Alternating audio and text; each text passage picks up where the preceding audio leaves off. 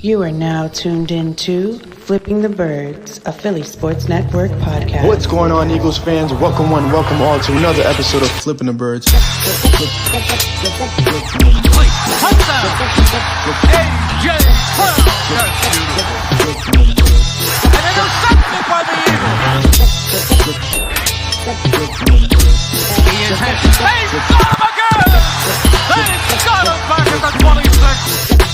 He's into the end zone.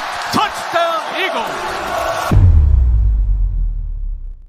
What's going on, Eagles fans? Welcome all to another episode of Flipping the Birds. I'm Brian Cameron alongside Corey Nido, David Neese. How are you gentlemen feeling on this beautiful, depends on where you are in the world, Tuesday evening? He laughed, Brian. He's in balmy Florida, where he had the nerve to tell me he was chilly down there today. I don't know about you, but I am currently dealing with 14-degree weather, and tomorrow morning for my morning commute, I will be walking into 8-degree weather. Yeah, it's horrible. The whole East Coast except where you are. He texted me yesterday. He was at Universal and said it's a little chilly. He needed a windbreaker. What the world? Windbreaker's deal. Unbelievable. I'm sorry, guys. It's a little chilly today over here, but where it is still very, very, very chilly is that whole area that surrounds the NovaCare complex, apparently, because the Eagles cannot stay out of the news despite the fact that they are not in the playoffs. The good and bad of it, right? So, a couple things. AJ Brown's still relevant, and everybody still wants to trade him off, except for Howie Roseman, which, touche. But the bigger thing is they're going through their offensive coordinator candidates, and I think, Corey, you have the list of who they've interviewed or requested so far? Yeah, it's been growing. Obviously, the more recent names, Bobby Slowick, the senior passing game coordinator from the Dolphins. That was 2 days ago. And reports came out from Diana Rossini that Brian Daboll was supposedly in the building today. Surprisingly, no news regarding how that interview went. Obviously, we haven't heard a lot about how interviews have gone with a lot of these candidates, but being the Philadelphia Eagles and the way the media landscape is here in the city, you would think that somebody would try and get at least some type of description or some type of update on how the meeting went. But yeah, they've got Daboll in the building today, and we'll see if they could get some other offensive coordinator candidates in as they continue this job search. Very interesting list. But before we jump into that, we have to acknowledge the elephant in the room, which is AJ Brown. And I'm going to go to David on this one. Apparently, AJ Brown has requested to be traded 3 times during the season, despite I don't know. I feel like there were very weird moments in the season that they're saying that he requested to be traded at. How do you feel about that? And what's your intel on that? Well, I think a lot of people heard that throughout the year. Like, I heard it in October and November. I asked him point blank after one of the games. He denied it. I don't know what you would expect him to say, but he said he was fine. And then Devontae, whose locker's right beside him, spoke up. I know somebody has that recorded. He was like, why would he want to leave? He ain't going anywhere. Like, he basically denied it as well. So the only thing I find curious is if he really is trying to push the envelope at this point, if he really does want out, there's no reason not to admit it now. The season's over. You're at home. You can do all the cryptic tweets you want. They don't even have to be cryptic anymore. You can just come right out and admit it if that's what you don't want. Because I believe they'd accommodate him at this point. If he really doesn't want to be there and it's not going to work, they don't want what happened last season. No, nobody does. I've always liked him. I think he's a really, good receiver. I think he could help the team, win another Lombardi potentially. I think that the job for Devontae Smith gets really hard if he's not on the other side. That's not to say I don't think Devontae's a number one. I think he can be. But you have to have something on the other side or you'll just get doubled and just coverage will just make your life very difficult. And he's not the most physical of receivers due to his size, to capitalize on that. So, long story short, if he really wants out, I think they'll do it. And a lot of people say, they'll have to wait till June 1st or whatever.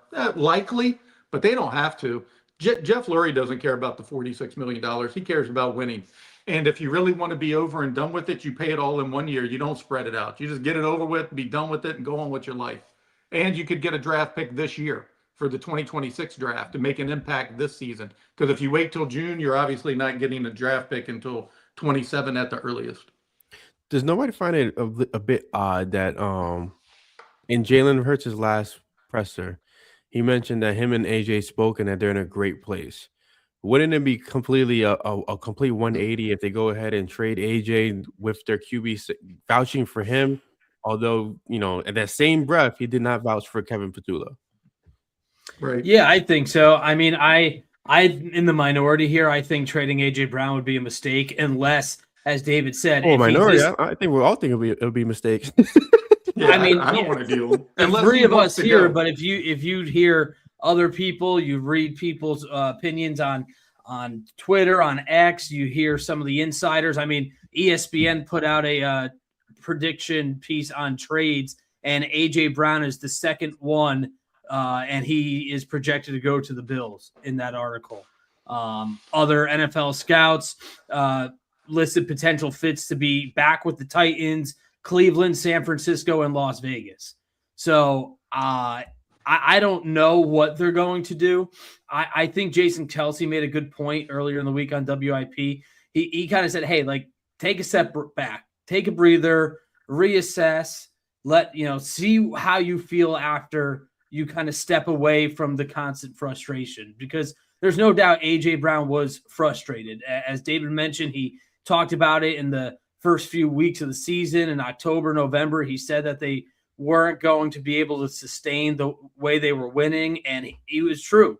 And he became a villain for it because people don't like when star wide receivers open up their mouth when they're complaining about getting the ball and, they want the attention. But AJ Brown, when he's on, is one of the top 10 wide receivers in the NFL. So obviously he had a down year this season, and his down year still was a 1,000-yard year with 7 touchdowns.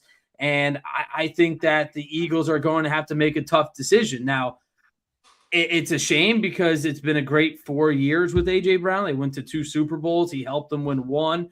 And as David mentioned, maybe Howie Roseman, Jeffrey Lurie, they just rip the Band-Aid off and deal with the dead cap hit, which would, by the way, be roughly $43.5 million heading into next season. Now, if they were to spread it out, about $27 million of that would be counted towards the 27 cap. But again, you've got AJ Brown playing for a different team. So that's obviously not the toughest pill or not the easiest pill to swallow for most teams. But as David alluded to, the Eagles might be one of the few teams that could handle it. But I just think you have to see how he feels because, as you mentioned, Brian, Jalen Hurts said, hey, we're in a good spot. Now if that's hearsay, if that's just fluff, that's just to kind of get the media off his back, who knows?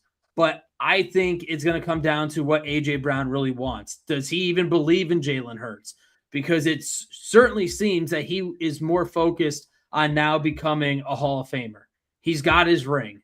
He said and posted 2 days later that he thought it would fulfill him more. And I'm paraphrasing here, but basically he gets the most enjoyment in dominating the competition.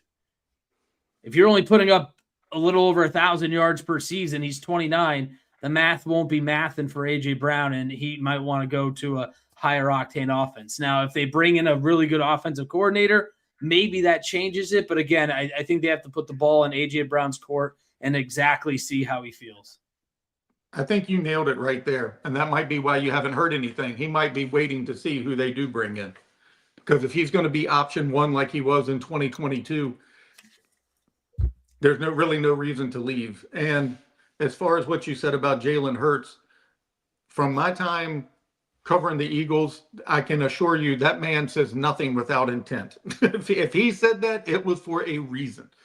And what he doesn't say is for a reason, like you alluded to with Kevin Petula. Everything he does is extremely calculated. He's a very intelligent, very, very intelligent quarterback and a very intelligent human being. And I completely agree with you guys. When it comes to Jalen, everything has a purpose and a rhyme and reason. Even with his pressers that have become very popular throughout the years. So with AJ Brown in the limbo, let's go into the dance right now, which is the offensive coordinators. I want to hit it off right. Go for the home run hit right now, right? On the list of people that they've requested interview or have interviewed, we have yet to see Mike McDaniel, and I believe it was Marcus Hayes that came out and said that the Eagles will love to go for Mike McDaniel. They like to to go big and get him, but they haven't convinced him to interview yet. Now I know Diana Rossini was on WIP today, and she mentioned that it's not an attractive destination because people they know what they're about to embrace when it comes to Philly, which is weird because you usually hear about New York teams, but still nonetheless. And I know I'm trying to get my words together. What is your perspective on the situation with Mike McDaniel and the Eagles? Do you guys feel like is this a Sirianni obstacle, or is this more of a hey, there's better options on the table? I think it's a little bit of both. I kind of question if Mike McDaniel can handle the heat in Philadelphia. There's a big difference coaching in Miami and Philadelphia, and I don't know if a lot of fans, the media are going to take to his kind of quirky attitude, the joggers, that hipster kind of look, that laid back look. Now, Nick Sirianni isn't dressed to the nines all the time, but I do think it's a different type of style that McDaniel brings. Offensively, I think he's one of the best in the league right now, and his ability to create separation for his playmakers. He does a lot of pre-snap movement. He does a lot of interesting things with misdirection and jet sweeps, and he had Jalen Waddle and Tyreek Hill. I mean, two of the most explosive wide receivers. Achane is arguably the fastest running back in the league. So, I mean, the weapons kind of translate to what the Eagles have, maybe not in terms of speed, but at least in terms of talent. And I think maybe he wants to try and get a head coaching job, although he did just pull out of the running for the Browns job after he was scheduled to have an interview, I believe, tomorrow with them for a second time. I think what's really throwing a wrench in the plans and what could kind of hurt the Eagles potentially is the unexpected coaching opening up in Buffalo. I mean, I think that is a trickle-down effect that can take them out of the running for Brian Daboll, because I think Daboll could be a really good fit up there again. McDaniel now probably says, hey, man, imagine what I can do with Josh Allen with a competent quarterback opposed to Tua, and if they could get some wide receivers in. Competent is a very loose term, but go ahead. You're telling me Josh Allen's not more competent than Tua? Oh, yeah, more competent than Tua, but leaving Tua out of this, I mean, if you put Jalen Hurts and Josh Allen in the same room, I mean, not apples to apples. It depends. I would take Jalen in big games. Regular season, that's exactly where I was going. I might take Josh Allen in regular season games, but yeah, I know, I get your point. So I just think that it's a combination of both. I'm not sure if David agrees, but I just think that there's still a lot of moving pieces. But the fact that Marcus Hayes came out and said that the Eagles are kind of locked in on McDaniel, but yet they haven't been able to get him in for an interview, or at least agree to an interview, certainly raises some eyebrows. Yeah, I think there's two things there. One, you mentioned him wanting a head coaching job. He maybe does, but I've also heard him say that he doesn't really care if he's OC or HC this year. And again, I alluded earlier to Jeff Lurie and what he's willing to spend and put on the table, which is one of the reasons he's one of the top few owners in sports. Is he'll pay McDaniel head coach money if that's what it would take to get him here, if that's really who they want. But I think one of the obstacles that's overlooked, and this has cost the Eagles an offensive coordinator once before, is when you say that you're going to give someone full autonomy over the offense. And it seems like in some ways they might be willing to do that. But one of the obstacles that's caused them to miss out on a really big OC once before was none other than Jeff Stoutland. And the reason for that is if Jeff Stoutland's on the Philadelphia Eagles, you do not have full autonomy over the offense. He is the run game coordinator, period. And that takes a lot of aspects away from the offensive coordinator. A lot of what they're able to do, they have to run it by him. That's not having full autonomy. That's not what they want to do. And again, it's cost them a coordinator once before, and it might be one of the reasons here. Now, that's just a, informational piece. I'm not stating that's what the problem is, but it is a problem for some of the coordinators. They definitely don't want to do that. And secondly, you mentioned Nick Sirianni, because a lot of people are like, why did he, interview Zach Robinson, for instance? Because they have a lot of the same issues. Like if you look at their offenses, they have a lot of the same problems. But one thing that they differ in was motion. Zach had motion like something like almost 80% more than what the Eagles did. And that's a big difference. And I think they bring a lot of these guys in for informational things. They try to learn little tidbits here and there and then see if they want them on the staff in the future. It happens all of the time. Or they could think, you know what, Mike McDaniel really likes him. Maybe Mike would want him as his quarterback coach. Because again, if you're going to say that somebody has full autonomy, that changes everything. That's changing quarterback coach, wide receiver coach, offensive line coach, running game. There's a whole, autonomy means you get to do whatever you want. And I don't think the Eagles really are willing to give that up. I agree. And I don't think they want to give up on Stoutland. I also wonder if they don't want to do that because then they realize Nick Sirianni's abilities or what he brings to the team diminishes even more because the noise is getting louder.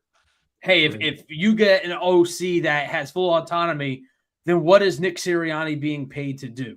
Right. And I understand his winning record is amazing. The guys love to play for him, and maybe that's tougher to replace than many think. But I think over the course of another year or two where it's proven that, hey, we win because we got a really good offensive coordinator who knows what he's doing, and we've got Vic Fangio. Maybe Jeffrey Lurie, who obviously isn't too worried about money, might look back and say, why are we paying Nick Sirianni this much money when we could have somebody kill two birds with one stone, so to speak? So I do think that is an issue, and we kind of talked about it before we went on air. Nick Sirianni's not dumb. I mean, there's a reason why he's not willing to give up full-time play calling or full autonomy because I think he knows that shortens his leash as well. I'll pick your brains about this. Kellen Moore, when he was here, so obviously that was the big thing, right? Somebody that could bring in their offense and influence what's already here. Are we looking at the same type of hiring with this next coordinator, or are we looking at this next coordinator is actually going to come in and actually like just revamp things? Because Sirianni said in the end of his presser was, like he believes that his offense can evolve. Which, granted, we've discussed this so many times together, where it's kind of like one of those things where it's like, what's the definition of insanity? And it's Nick Sirianni's blueprint. How do you guys feel about the next hire and what they can actually do with this style of offense that Nick Sirianni wants to run? I think they have to revamp it. I mean, Devontae Smith said after that loss against the Niners that they've been running the same scheme for 3-4 years. And I think Devontae kind of aired out some of his frustrations with the offense too, although he's more polished about it than A.J. Brown. But you can hear in Devontae's voice, you can kind of see it in his body language after games sometimes. I don't think he's thrilled with how the offense was operated this season. So, I mean, we saw that they can win a Super Bowl with a modified Nick Sirianni offense. Kellen Moore did it. It took some time. It took the offensive lineman to go to Sirianni and say, hey, we need to run the ball. But I mean, it can be done. But if you look across the league, I do feel like the advantage has been more so in favor of the defense over the last couple of years, especially against the offense for the Eagles. I mean, Cam Jurgens said on the record that him and Jalen saw so much crap this season that they weren't really expecting or really have seen before. So I do think there's teams that are really coaching up their defenses and understanding what the Eagles are running and their tendencies. And now it's the Eagles' turn to punch back and find a counterattack. Yeah, I know a lot of people don't like to hear this, but I don't think the offense that Kevin Patullo ran was that much different than the one Kellen Moore ran. Everybody acts like Kellen Moore was his cheat code or whatever. He was better at sequencing plays. There's no doubt about that. But it also took one of the 10 best seasons in the history of football to get there. If Saquon Barkley doesn't run for 2,005 yards, half of those passing plays, including in the Super Bowl, never happened. The reason the dagger and all those pass plays occurred in the Super Bowl was because they put 7 and 8 in the box to stop Saquon. That was their whole plan. Shut down Saquon. Let's see if Hurts can beat you. He happened to do it on that day. So if Patullo had the same cheat code this year where you just hand the ball off and you're getting 5-6 yards per chunk every single play, his offense would have looked drastically different as well. So I don't think that going back and looking like they won the Super Bowl in 2024, which kind of sanitizes everything that went wrong during the season, but there was a lot of problems during the season. I mean, it was just reported Nick was almost fired during the bye week. I thought he was close to being fired like for 2 years, quite frankly. And I think he'd get a quick hook again this season. I don't think anything that he's done up to this point, including maybe hiring the OC, will save his job. But I think to answer your question, I think you'll see the answer when they hire the offensive coordinator. Because if it's just somebody who's going to build upon Sirianni's, then he's got more power right now than anybody thought. But if they're truly going to make a swing and revamp the offense, which I do think is needed, I mean, Robert Saleh said during the playoff game that he ran the same defense that he did 3 seasons ago on the 4th down, 3rd down, those last 3-4 plays. That's pretty telling. And if you're not going to revamp that, you're going to have a lot of situations where you're dependent on your athletes winning every single match or having a historic season to ever compete. And as we saw this year, that's just not sustainable. I think that's the scary thing about it, right? Because we've seen this.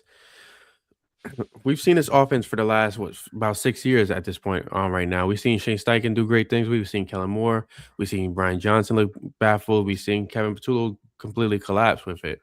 To interrupt you for a moment, I mean, wasn't Brian Johnson like 10-0 before everything went bad? And when everything went bad, it was the defense, if I'm not mistaken, right? Yeah, nobody was really crapping all over that guy, when they were 9-1 or whatever it was. And again, it was because everything was working.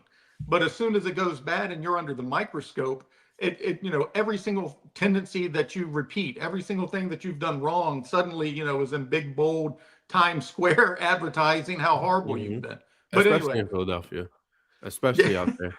And that's the weird thing right now, where it's, I feel like they're at a pivotal point where, and I give a lot of crap to Nick Sirianni, just because I hate the immaturity that he walks with, and I feel like if he just held himself to that more responsible standard and held himself, kind of on the sidelines and, walking into the room, not yelling like, a child, things would be a different. There'll be a different outlook of him, right? Because he is a great leader. He's a great, team manager. He's a great CEO coach. He knows what to do, what buttons to push and when to do it. But it seems like even from 2024, like things have been little by little just been kind of just cracking. Like things have been collapsing left and right. AJ's been complaining for the last almost like 2 or 3 years. This is not nothing new. This is amplified. And like you said, Saquon comes in, has the year of his career, and things just fall to the wayside. And Nick Sirianni is great, but if I can make one more point, you mentioned how good of a coach he is, CEO, and all of those things. What's been the problem every time they've gone to the Super Bowl? They've lost their coordinator, and why is that? Why has he couldn't even convince his own best friend that he brought with him, Shane, to stay. He couldn't convince Kellen to stay. And on the flip side, you see somebody like John Harbaugh, who's had Monken with him for years. I mean, there is something to say about the guys who can keep the coordinators around. He tried keeping Kellen Moore as well, and Kellen was like, "No, I'm out." Right, and it also shows that what is the disconnect in that building where nobody who gets an internal hire has been able to do it. That's a big problem. So I think if you're going to find something to be negative on Nick about, he falls on the sword for his guys. They're going to love that. No, everybody likes that. If my boss takes the blame for something I did at work, I love it too. I mean, we all like that. But there is something to be said about not being able to keep everybody with you around for another run. Like Kellen, you could do something historic. Wait till next year. You're going to get any job you want again, man. Like, you don't have to take the low Saints job. Like, wait a season. I mean, look what he would have had the pick of the litter right now with 10 openings. I mean, and he wasn't able to do that. And I do think that's a little bit of an indictment. And I feel like that falls on his immaturity as well. Go ahead, Corey. I wonder if they're like facing a Y in the road. Who are they putting more stock in, Jalen Hurts or Nick Sirianni? Because Jalen Hurts probably could be up for a contract extension after next season. Is this marriage going to last? And I think they're getting closer and closer to the split in the road where they need to decide if they're going to go left or right, and they're either going to stick with Jalen Hurts or they're going to stick with Nick Sirianni. Now, and that goes with the offensive coordinators too, because if you don't think they've come in the building and say, are y'all married to Jalen Hurts? Because some of them might not want that type of quarterback. Some of them have their own preferences as well. It's a two-way street right there, but you're right. It's a definite, part of the road that you're going to have to decide going forward. Are we going to have 5 more years of Jalen Hurts? Are we going to have 5 more years of, this type of offense? Because everybody wants a revamped offense, but I don't know how easy it is to do that at this stage in his career either. It's interesting to me because, like, we talked about Jalen a lot, and to me, you hear, oh, well, he can't do this, he can't do that. Well, we've seen him do it in spurts. So maybe they just have to get a guy that comes in here and sits Jalen Hurts down and say, listen, I need you to do this. I need you to just do this in the offseason. Take 500 reps, throw balls over the middle, do different things like that. And maybe Brian Daboll could be that guy. But I don't feel like the throwing in the middle is a Jalen thing. I feel like Hard Knocks kind of revealed that, where it's kind of like Jalen was saying, like, hey, let's be more aggressive. Like, right. It kills me to not know. Like, I need to know who the hell is being so conservative and not letting things rip. Because when AJ was traded here, that first season, that first game, they were letting it rip like nothing. Devontae gets drafted, they were letting it rip like nothing. Out of nowhere, they've just, since we got Saquon, it's like, okay, guys, let's just, let's try to run the ball just because we can run the ball, but they can't. And I think a lot of people will look back and be like, well, they don't let him rip because look what happened against the Chargers. But that was one outlier game. But like, you gotta do it. Brett Favre is a Hall of Famer. I agree. All he did was let it rip.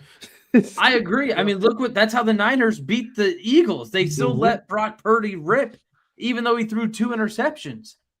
I mean, I think they fell in love with the conservatism of, hey, our defense is good enough where if we just have any type of lead, we can rely on the defense to clamp down. And it's hard to go against when you got on a huge projection screen, they're like 43-2 when they don't turn the ball over. Right. I understand. And that's easy to fall in love with. That's easy for coaches to be like, hey, this is my bread and butter. As long as we do this, we're winning games. And as long as they're winning, nobody can really complain. But this had the looks of 2023 in the sense that you knew the team wasn't as good as the record indicated. Obviously, they didn't have the collapse like they did in 23. Obviously, it wasn't the defense this year like it was in 23. But you knew there was cracks in the armor and that the Eagles were not really a Super Bowl contender, although a lot of people were hoping and wishing they were. Yeah, and that's why I think you'll see if this was a Lurie hire / Howie or a Nick Sirianni hire. Because to your point, if it's going to be somebody who's going to believe in Jalen Hurts, like Mike McDaniel has to believe he can come in here and get him to do that, or else he's not going to want the job. If he doesn't think Jalen's capable of doing the offense he wants to run, he's not risking his career on this. He's not going down in flames. So you'll know everything you need to know by who they get and who made the decision to do it, because it's either one or the other. Either the coordinators don't believe in Jalen running their offense, or it's Nick who is just going to expand upon the offense that he already has and doesn't want to completely revamp it. And this is being very extreme. This is not going to happen. This is Brian shooting out the window in great degree weather that's not freezing cold like New Jersey. If you're Jeffrey Lurie and you see the cream of the crop right now, you have Brian Daboll, you have Mike McDaniel, you have these guys that are great offensive minds. Would you shoot the shot and be like, hey, like, Nick, if you're not willing to budge and do things how we feel fit for our offense, then you could walk out the door kind of thing? Like, could you see the Eagles going in that direction? Because it feels like you either get the top 2 guys or you get one of the other guys who I think was Jim Bob Cooter and Slowick. Like, you get one of those guys, they fail and Nick's out regardless. I don't think they're going to do that before hiring an OC. I just think that that's a really bad look for the Eagles. And Jeff McClain's report, and David mentioned to it, the report that there was possibility Sirianni was going to get fired in the bye week after that Browns win last year. I think they know the optics that they are potentially creating where they have these quick hooks. I mean, they fired Doug Peterson, 3 years after they won the first Super Bowl. And, I know a lot of it was because Doug, I guess, didn't want to give in to some of the demands, and he was steadfast on keeping his guys and all that. And obviously you can't have friction between your head coach and front office, but what's the optic if you were to fire Nick Sirianni in week 5 of last season? They couldn't hold the parade. Brian was right. But so I don't think they're going to do that, because then if you do that, or even afterwards, you bring in the offensive coordinator thinking he's working with Nick Sirianni, and now you either have to find a new head coach or you have to hire somebody that can take over. So I think. But would you blame them for doing something that extreme? I'm not saying they're going to do it or there's an option, but no, I wouldn't. They did something that extreme to kind of like take advantage of the window that they currently have. No, I wouldn't blame them. I mean, if they come out next year, and if you look at the schedule, it's not easy. I mean, they've got some tough opponents on their upcoming schedule in 2026. If they start off 1-4, 2-5, I mean, maybe they do say, "Hey, Nick, you're at the end of the plank here, and we do not want to waste any more time." Howie Roseman said that they are in the window to win, and he's trying to do it creatively where he's transitioning to younger guys and manipulating the salary cap where they never really rebuild. They just constantly retool and reinvest in their guys that they believe in. So would I be surprised or blame them? No, because it's evident that these conversations have already taken place over the last couple of seasons. Yeah, if they don't like the offense, they should have made a change. They should have got rid of him at the end of the year if they really don't. And I don't think Jeffrey Lurie does. I mean, he's on record saying he likes quarterbacks with explosive plays, and he's very well versed in the quarterback situation. And so is his son. I mean, that was the first aspect of the job he's teaching him about as far as player development goes, how important, explosive plays are in quarterbacks. So if you want to go in a total different direction, if you really didn't like the offense, I would have done something extreme. I don't care if it's 1 year after the Super Bowl or not. I mean, none of that would concern me. If I look at it objectively, and I think that the reason they won that Super Bowl in 24 was just because everything went perfect, no injuries, 2,005 yards. I mean, everything just fell into place perfectly.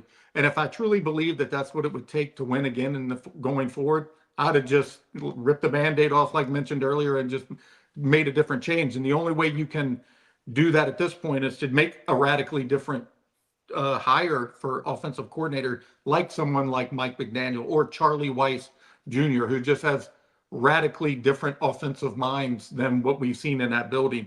And I would hire one of those two guys to do it if it was me. And if they don't win next year, you know what? You just promote the guy. Yeah, and then you have your HC who calls plays, and you just do it going forward. But I would want to see, Nick handle the situation with somebody else, just having total control over the offense, whatever that entails. If Scott Leffler has to leave, whomever has to leave, if that's what it takes, that's what it takes.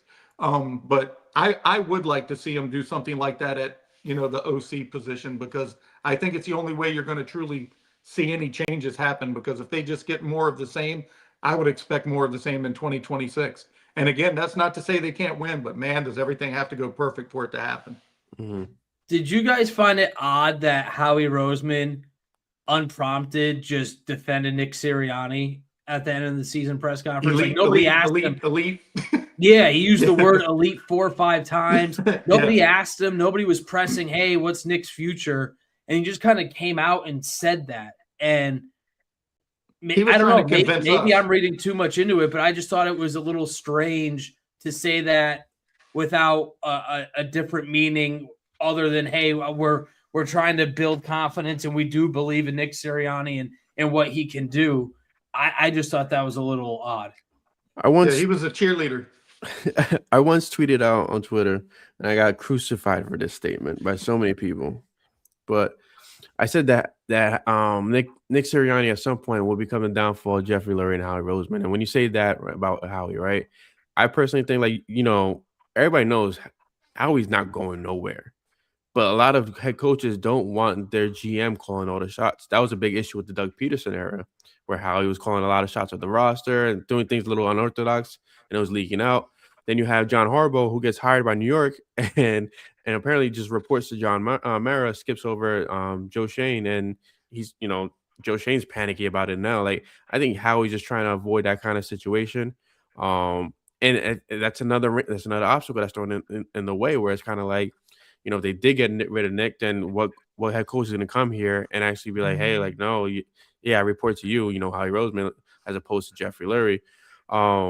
And it sucks that there's so many obstacles, because a lot, like, Howie's great at his freaking job. And why head coaches want more power, I don't know at the end of the day, and why they wouldn't want a guy like Howie when you can end up with a guy like Bean, who doesn't do anything for the Buffalo Bills. Teach is at the end of the day, but I feel like that's another obstacle, and I think that's why Howie was doing his best effort to really advertise that Nick is great. Although Nick, have you guys ever seen Cloudy with a Chance of Meatballs? No, I know it, but I haven't seen it. We don't have 3-year-olds, but yeah, that's fair. Okay, Brian, what do you mean? Brian watched that before we took air. But nonetheless, it's just, I don't like the situation, because it feels like a lot of people are babysitting Nick Sirianni out there, and we know that Big Don babysits him, but now it feels like Howie's kind of babysitting him because that's his yes guy. I think he was just trying to sell everybody else on it and get ahead of all of the questions. If he gets ahead of it, then they avoid 15 minutes of, is he going to stay, or are you thinking of moving him? I think he was just trying to get ahead of the situation and get out of there. I mean, they rarely speak unless they have to. It's one of the instances where they have to, and he didn't really want much parts of that. And you mentioned why coaches want more say, or the full say. I mean, that's, I think, just how coaches want to operate. I mean, John Harbaugh kind of battled with the Giants for that, right? And they claim that he's going to have the final say, but Mike Garafolo tweeted just about a half hour ago that John Harbaugh sometimes got players he wanted with Baltimore, and sometimes he didn't. He pushed hard to get Puka Nacua in the draft. Didn't get it. So he said, they're fighting for that final say, because at the end of the day, I mean, I don't know how often Howie Roseman is down at the practice field. He's in the meetings, but to me, I would like to believe that the head coach knows what's best for the team in terms of personnel and what they need. I'm gonna stop right there. In confidence level, do you believe, with that statement, do you believe that Nick Sirianni knows what's best for his roster and his team and his everything that has to do with them? I think personnel-wise, I think he could be decent. Coaching-wise, obviously, his candidates and best friends haven't panned out that well. But I do think he can evaluate his team and say, hey, we need to be better at this. We need to be better at that. Now, him implementing it and the coaching staff implementing it is a whole other thing, because we heard and saw that all year, right? Every week, we got things we got to clean up. Well, those things never got cleaned up. They were one of the most penalized teams in the league last year. And I actually looked back to last season. They were in the top 10 for being most penalized last year. So that's something that just really hasn't been cleaned up under Nick Sirianni. But, I saw a report that apparently McDermott went to the ownership and GM and said that he didn't believe that they had enough talent to win the Super Bowl. And obviously that probably didn't go over well. And now he's looking for a job. So I do understand why head coaches want the final say, or at least be a heavy voice in these conversations. Yeah, after Chip Kelly, there is nobody coming in the building. That's when right. I'm not saying this happened with the Eagles. Yeah. I'm just saying I understand why coaches want it. Yeah, no, I get why they want it too, but then you don't want to coach for the Philadelphia Eagles. You don't want to be the HC, because that is never happening again. Not during a Lurie ownership. That is not happening. Nobody puts Howie in a closet. No. Yeah. So the Eagles have an interesting range of candidates that they're working with. I guess to wrap up the show, who do you guys believe, if the decision was made today, who's the OC for the Philadelphia Eagles heading into the 2026 football season? I don't think you can tell right now. I mean, I just don't think there's enough. I personally don't think the list of candidates that they've interviewed is that strong. I understand they're trying to pluck information from different coaches and from different teams, but other than Daboll and McDaniel, I think there's a pretty big drop off. I mean, at this point, I think they should be in on Cliff Kingsbury. Now, I know that might not be a popular opinion, but last year he had the Commanders' offense looking pretty darn good with a rookie quarterback. Now, injuries decimated Washington this season, and maybe he just wanted to get out and maybe he wanted to change the scenery. But I just don't really like or have been impressed with the names that they have had in the building so far. And I know they're casting a wide net, which is great, but I don't know who they're going to get because like I said earlier, I think that Buffalo head coaching vacancy really can throw a wrench in the plans for the top two candidates, in my opinion, in McDaniel and Daboll. I mean, I think those are the top two, and then there's a pretty big gap for your tier B candidates, and maybe Bobby Slowick is in that realm. Maybe Jim Bob Cooter is. I know they interviewed Grizzard from Tampa Bay, and the Buccaneers had a bit of a down year. I know they got crushed with injuries, but I don't know if there's a legitimate person right now that says, yeah, I have a good feeling that they can be or will be the offensive coordinator in the next week or two. Yeah, I think the person they want probably lies in who Jalen Hurts want, because this whole season, this whole offense is basically based on how do you get him better? How does he take the You next think he has step? full say in this? I think he has a say for sure. Yeah, he definitely has a say, but I think if this is based on Jalen Hurts' progression, I think who they want is Brian Daboll.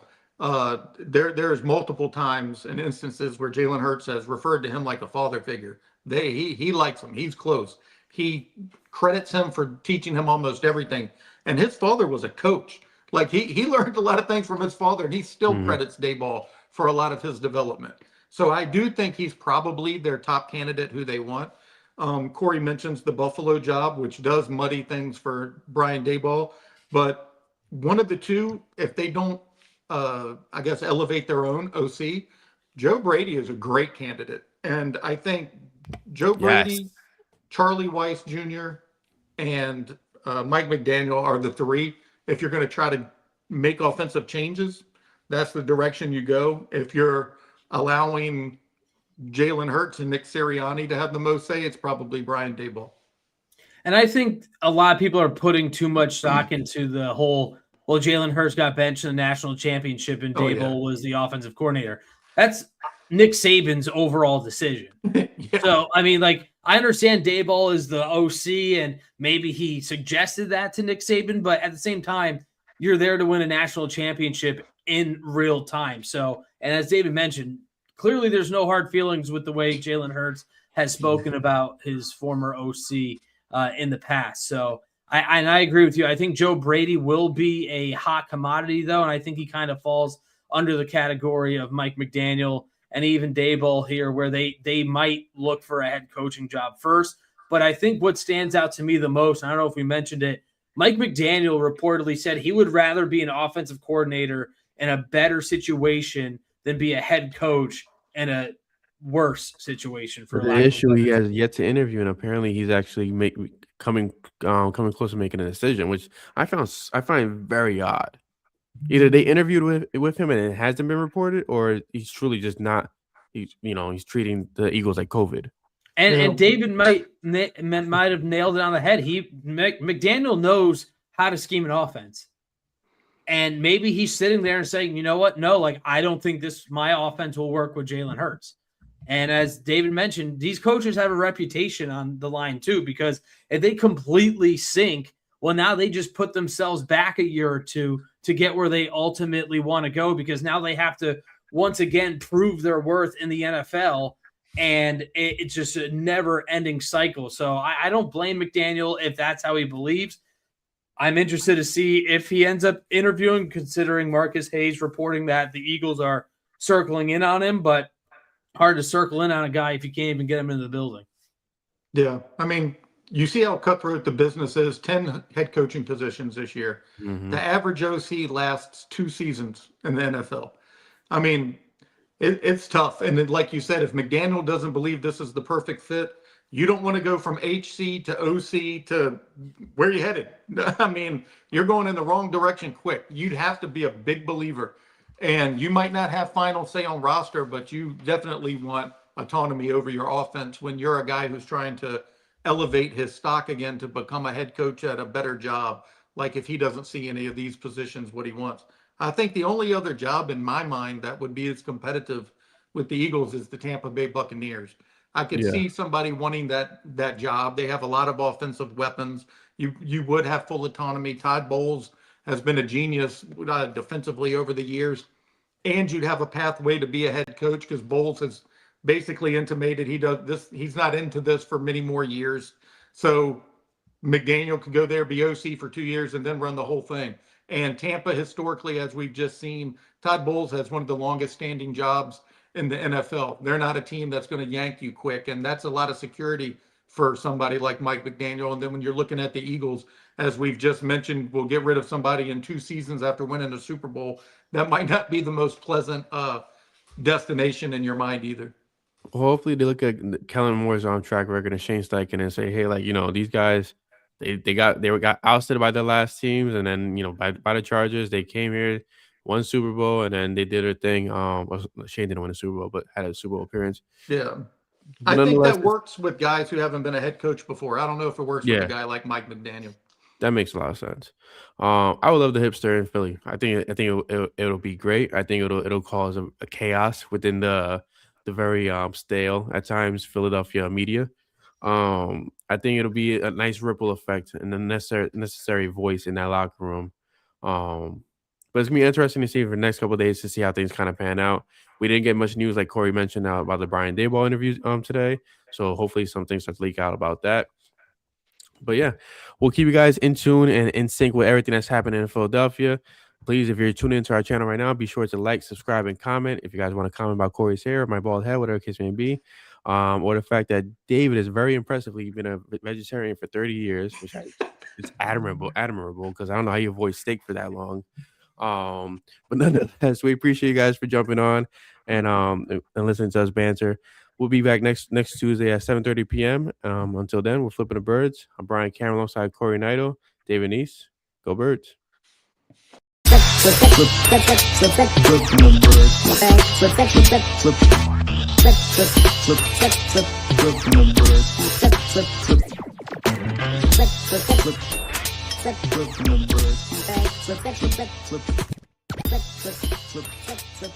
Flip